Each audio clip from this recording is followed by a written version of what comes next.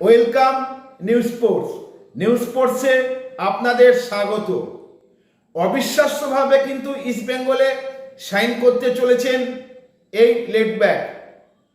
আপনারা প্লিজ চ্যানেলটাকে সাবস্ক্রাইব করুন, লাইক করুন এবং শেয়ার করুন।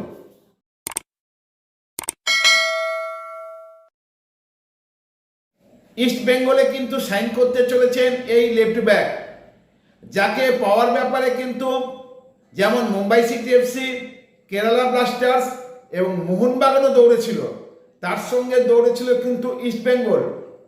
তিনি অভিষেক টেকচাম সিং। অভিষেক কিন্তু এই মুহূর্তে পাঞ্জাব এফসিতে খেলেন, তার সঙ্গে কিন্তু পাঞ্জাব এফসি একটা দীর্ঘমেয়াদী চুক্তি আছে, কিন্তু এই মুহূর্তে তাকে কিন্তু পাঞ্জাব এফসি ছেড়ে দিতে রাজি হয়েছে, যদিও তার জন্য একটা বড় অঙ্কের ট্রান্সফার ফি ধার্য করেছে।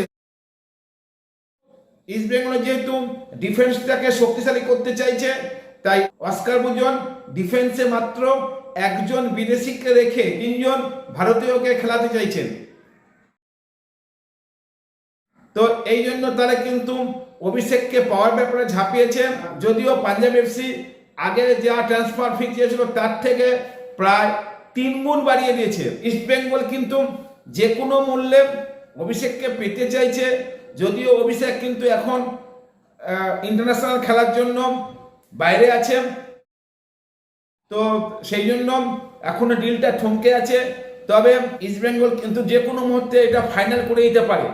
ইস্ট বেঙ্গল কিন্তু অভিষেকের সঙ্গে রাহুল বেকেকেও পেতে চাইছে, কিন্তু রাহুল বেকের সঙ্গে বেঙ্গালুরু এফসির একটা দীর্ঘমেয়াদী চুক্তি আছে।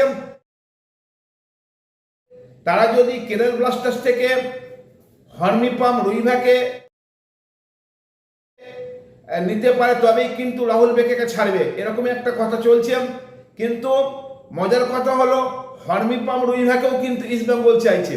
এই ডিলটা নিয়েও কিন্তু ইস্ট বেঙ্গল অনেকটা এগিয়ে গেছে, তাই এই মুহূর্তে কিন্তু হর্মিপাম রুইভা রাহুল বেকে এবং টেকচাম অভিষেক সিংকে নিতে পারে, তাহলে কিন্তু ইস্ট বেঙ্গলের ডিফেন্স একটা বিশাল শক্তিশালী হয়ে যাবে। কারণ অন্যদিকে কিন্তু আনোয়ারও ইস্ট বেঙ্গলে আছে, তার মানে 4টে কিন্তু সাইডই তৈরি হয়ে যাবে। সঙ্গে যদি একজন বিদেশি, ভালো মানের বিদেশি চলে আসে ইস্ট বেঙ্গলে, তাহলে তো ইস্ট বেঙ্গলে একদম মানে কি বলবো নিশ্চিত হয়ে যাবে। ইস্ট বেঙ্গলে আসার পথে কিন্তু অভিষেকের একটাই বাধা, সেটা ট্রান্সফার ফি। সেই ট্রান্সফার ফি যদি ইস্ট বেঙ্গল দিয়ে দেয়, তাহলে কিন্তু ইস্ট বেঙ্গলেই অভিষেক, এবং সেটা হয়তো 2-1 দিনের মধ্যেই ফাইনাল হয়ে যাবে। কারণ এই মুহূর্তে ট্রান্সফার ফির দিক দিয়ে কিন্তু ইস্ট বেঙ্গল অন্যদের থেকে 87% এগিয়ে।